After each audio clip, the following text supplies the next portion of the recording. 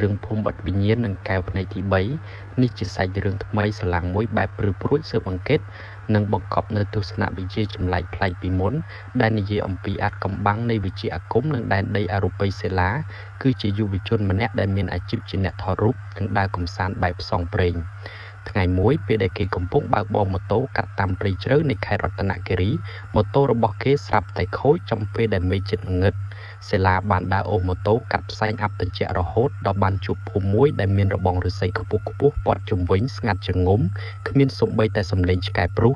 អ្នកភូមិនៅទីនោះស្លៀកពាក់ខោអាវពណ៌ខ្មៅស្រអាប់ទឹកមុខរឹងកំព្រឹសលែងនិយាយស្ដីជាមួយអ្នកក្រៅប៉ុន្តែសិលាត្រូវបានអនុញ្ញាតឲ្យស្នាក់នៅផ្ទះរបស់បុរសចំណាស់ម្នាក់ឈ្មោះតាអិនយ៉ងតាអិនគឺជាមនុស្សតែម្នាក់គត់ដែលមានខ្សែភ្នែកមុតស្រួចនិងពាក់ខ្សែថាពណ៌ក្រហមក្រមៅនៅកនៅពាក់កណ្ដាលអត្រាតសិលាត្រូវភ្ញាក់ដឹងខ្លួនដោយសារតែឮសំឡេងស្គរលាន់ឬរងំរំពីចម្ងាយដោយសារភាពចង់ដឹងចង់ឃើញគេបានលក់លូនតាមបង្អួចដើរទៅកាន់ទួលដីមួយនៅខាងក្រោយភូមិអ្វីដែលគេបានឃើញធ្វើឲ្យគេស្ទើរតែគាំងបេះដូងអ្នកភូមិទាំងអស់កំពុងអង្គុយលុតជង្គង់ព័ទ្ធជុំវិញរណ្ដៅភក់ដ៏ធំមួយនៅកណ្ដាលរណ្ដៅមានស្រមោលខ្មៅស្រអាប់រាងដោយស្រីសក់វែងអន្លាយប៉ុន្តែគ្មានមុខមាត់ច្បាស់លាស់ហក់អណ្ដែតត្រសែតឡើងលើកណ្ដាលអាកាសវាគឺជាមេព្រាលាក់មុខតាអិនកំពុងតែឈោកកាន់កបិតចាក់ជាមន់ស្រោចទៅក្នុងរណ្ដៅព្រមទាំងសូត្រអាគមភាសាបុរាណសិលាបានយល់សាច់រឿងព្រាមថាភូមិនេះមិនមែនជាភូមិធម្មតាទេតែជាភូមិដែលធ្វើកិច្ចសន្យាអរូបីជាមួយខ្មោចព្រាយពួកគេសែនឈាមនិងដោះដូរព្រលឹងមនុស្សស្លាប់ក្នុងភូមិដើម្បីបដូរយកភោគផលស្រូវចម្ការនិងមាសប្រាក់ខណៈពេលដែលសិលាកំពុងតែថតរូបភាពទាំងនោះស្រាប់តែមានដៃមួយមកចាប់ស្មារបស់គេពីក្រោយយ៉ាងណែនគេក្រឡេកមើលទៅគឺតាអិនឯងដឹងរឿងនេះហើយឯងមិនអាចចេញពីភូមិនេះទាំងរស់បានឡើយតាអិនពោលទាំងសំឡេងត្រជាក់ស្រទន់រំពេចនោះហ្វូងព្រាយបានហោះសំដៅមកក្រសោបយកព្រលឹងរបស់សិលាប៉ុន្តែមុនពេលដែលព្រាយអាចប៉ះខ្លួនសិលាស្រាប់តែមានសំឡេងក្រហមមួយលាន់ឬឡើងពុតធោបិទបើកមហារងាប់យុវជនម្នាក់ទៀតស្លៀកពាក់សាមញ្ញតែមានកែវភ្នែកពណ៌មាសបានលោតមកឈរពីមុខសិលាគេគឺគ្រូកាមេរ៉ាគ្រូអាគមវ័យក្មេងដែលដើរស្វែងរកការដោះលែងវិញ្ញាណកាមេរ៉ាទ្រវែងក្របអង្គមុនទៅលើអាកាសបង្កើតជាខែពន្លឺពណ៌សបាញ់កាត់ផ្សែងខ្មៅរបស់ព្រាយឲ្យខ្ចាត់ខ្ចាយទៅគេបានចាប់ដៃសិលារត់គេចខ្លួនចូលទៅក្នុងព្រៃក្បែរនោះនៅក្នុងរូងភ្នំស្ងាត់កាមេរ៉ាបានប្រាប់សិលាពីការពិតតាអិនមិនមែនជាមនុស្សធម្មតាទេគាត់រស់នៅបានជាង100ឆ្នាំហើយដោយសារតែគាត់ប្រើអាគមងឹតចងព្រលឹងអ្នកភូមិឲ្យធ្វើជាខ្ញុំបម្រើមេព្រាយ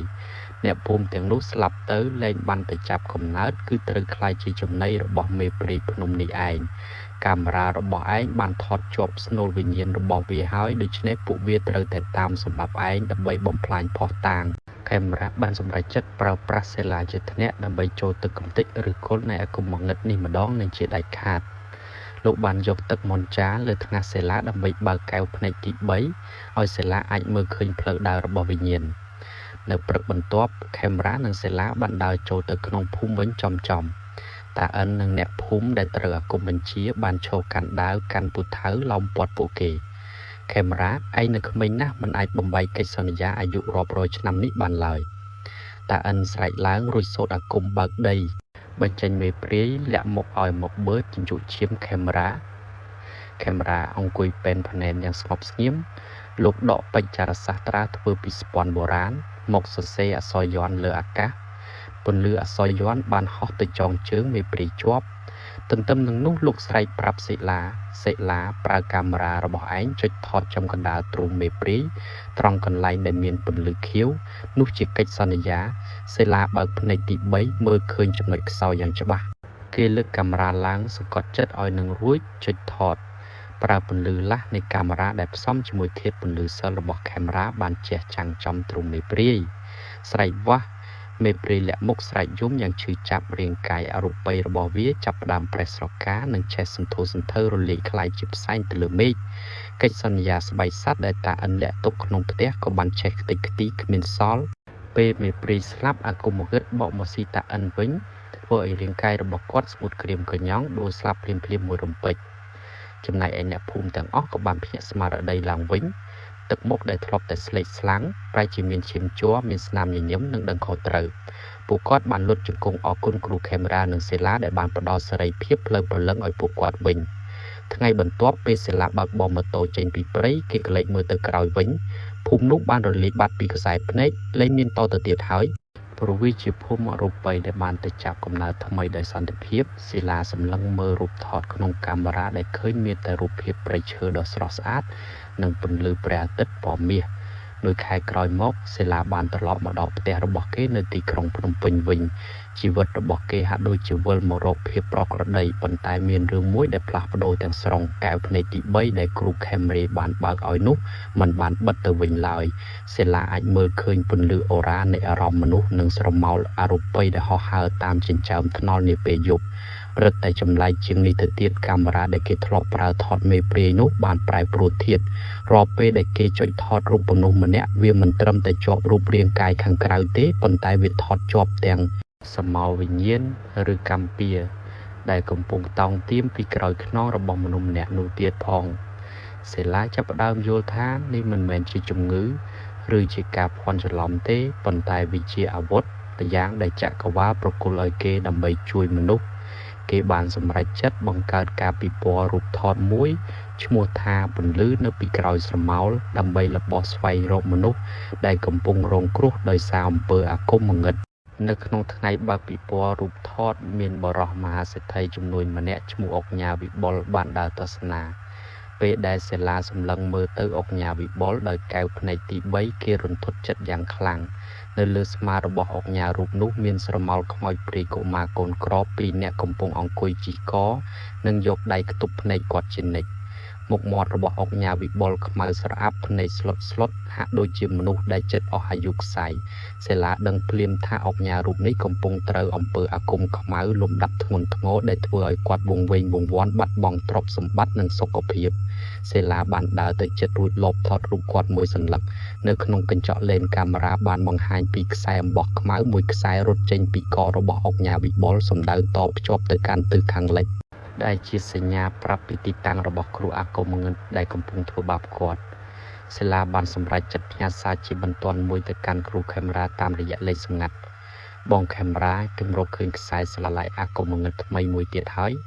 នៅកណ្ដាលក្រុងតែម្ដងយប់នោះគ្រូខេមរានិងសិលាបានណាត់ជួបគ្នាពួកគេបានដើរតាមខ្សែស្រឡាយអរូបីនៅក្នុងកាមេរ៉ារបស់សិលារហូតដល់មកដល់ផ្ទះវីឡាដ៏ស្កឹមស្កៃមួយនៅជាយេក្រុងទីនោះជាផ្ទះរបស់គ្រូមេឃាគ្រូអាគមខ្មៅសម័យថ្មីដែលប្រើប្រាស់រូបភាពជាគ្រូទីហុងស៊ុយល្បីឈ្មោះដើម្បីបោកប្រាស់និងធ្វើអំពើជញ្ជក់យកទ្រព្យសម្បត្តិពីពួកអ្នកមានខេមរានិងសិលាបានលបចូលទៅក្នុងបន្ទប់ក្រោមដីនៃផ្ទះវីឡានោះនៅក្នុងបន្ទប់ពោពេញដោយដបកែវដាក់ទឹកប្រេងខ្មោចរូបចម្លាក់ទីងមងចាក់មជុលនិងមានអាសនៈខ្មៅមួយដែលមានដាក់រូបថតនឹងថ្ងៃខែឆ្នាំកំណើតរបស់អុកញ៉ាវិបុលគ្រូមេឃាកំពុងតែអង្គុយសូត្រគាថាបញ្ចូលអាគមទៅក្នុងរូបចម្លាក់ដើម្បីបង្ខំឲ្យអុកញ៉ាវិបុលចុះហត្ថលេខាផ្ទេរដីធ្លីទាំងអស់ឲ្យមកខ្លួននៅថ្ងៃស្អែកឈប់សាងបាបទៅមេឃាគ្រូខេមរាដើរចូលទៅកណ្ដាលបន្ទប់បន្លឺសំឡេងធ្ងន់ធ្ងរគ្រូមេឃាភ្ញាក់ព្រឺតតែងាកមកសើចចំអកហាហាគ្រូក្មេងមិនដឹងខ្យល់អីចង់មកខ្លាំងជាមួយអញមែនទេគេលើកដបប្រេងខ្មោចចាក់ទៅលើអាសនៈរួចសូត្រគាថាដោះលែងហ្វូងព្រៃកូនក្រកនិងវិញ្ញាណតៃហោងរាប់សិបឲ្យស្ទុះមកខំឲ្យខេមរានិងសេឡាខេមរាដកកន្សែងយ័ន្ត5ពណ៌ចេញមកក្រវីបង្កើតជាកំពែងពន្លឺការពារប៉ុន្តែអាគមរបស់គ្រូមេឃាខ្លាំងណាស់ពួកព្រៃបានព្យាយាមទម្លុះកំពែងសិលម្ដងបន្តិចសេឡាប្រើលេនកាមេរ៉ារបស់ឯងចាប់ប្លង់ថតស្មកកណ្ដាលអាសនៈឲ្យចំដូចជាបេះដូងអាគមរបស់វាខេមរាស្រែកប្រាប់ទាំងខំប្រឹងទប់កំពែងសិលសេឡាលើកកាមេរ៉ាឡើងបើកភ្នែកទី3បដោតអារម្មណ៍ដាច់ខាតគេឃើញមានដុំឈាមខ្មៅអរូបីមួយកំពុងលោតញាប់នៅលើអាសនៈសេឡាបង្ខំចិត្តដើរទៅមុខ3ជំហានមិនខ្លាចហ្វូងខ្មោចដែលកំពុងលងបន្លាចរួចចុចថតបរិបចំដុំឈាមនោះភ្លាមពន្លឺផ្លាស់នៃកាមេរ៉ាសិលបានជះចេញជាកាំរស្មីឡាយ៉ែពណ៌មាសចាក់ទម្លុះចំដុំឈាមខ្មៅលើអាសនៈទាំងដបកែវនិងអាសនៈខ្មៅទាំងអស់បានផ្ទុះបែកខ្ទេចខ្ទីហ្ ភូមិព្រៃកូនក្រកនិងវិញ្ញាណងឹតទាំងឡាយត្រូវបានកាត់ផ្តាច់ខ្សែថាអាគមរួចរលាយបាត់ទៅក្នុងអាកាសសូន្យឈឹងពេលអាសនៈបេក្ខផលកម្មនិងមន្តខ្មៅទាំងអស់បានជះត្រឡប់មកបុកចំទ្រូងរបស់គ្រូមេឃាវិញយ៉ាងពេញទំហឹងគេក្អួតឈាមខ្មៅប្រោករាងកាយប្រែជាស្លេកស្លាំងដួលសន្លប់ស្ទោកស្ដឹងคล้ายជាមនុស្សពិការបាត់បង់វិជ្ជាការជារៀងរហូតព្រឹកឡើងអុកញ៉ាវិបុលបានដឹងខ្លួនឡើងវិញទាំងស្រឡះមុខស្រឡះមាត់ហាក់ដូចជាបានកើតថ្មីគាត់បានសម្រេចចិត្តដកលុយយ៉ាងច្រើនទៅធ្វើបុណ្យចែកទាននិងកសាងមន្ទីរពេទ្យដោយសារតែផ្លូវចិត្តរបស់គាត់បានវិលមករកភាពបរិសុទ្ធវិញ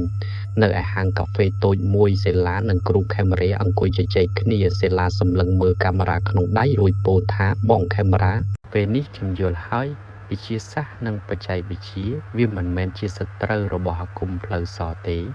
ប៉ុន្តែបើយើងចេះប្រើវាគឺជាឧបករណ៍ដ៏ល្អបំផុតក្នុងការជួយមនុស្សនិងការពារពិភពលោកខេមរ៉ាញញឹមរួចមកក្បាលត្រូវហើយសេឡាភារកិច្ចរបស់យើងទើបតែចាប់ផ្ដើមទេដរាបណាមនុស្សនៅតែមានភាពលោភលន់និងកំហឹងទីនោះនឹងមានអាគមងងឹតចូលយើងដើរទៅមុខទៀតយុវជនទាំងពីរនាក់បានដើរចេញទៅក្នុងភូមិមនុស្សត្រៀមខ្លួនជាស្រេចដើម្បីជួយការពារពន្លឺនៃសង្គម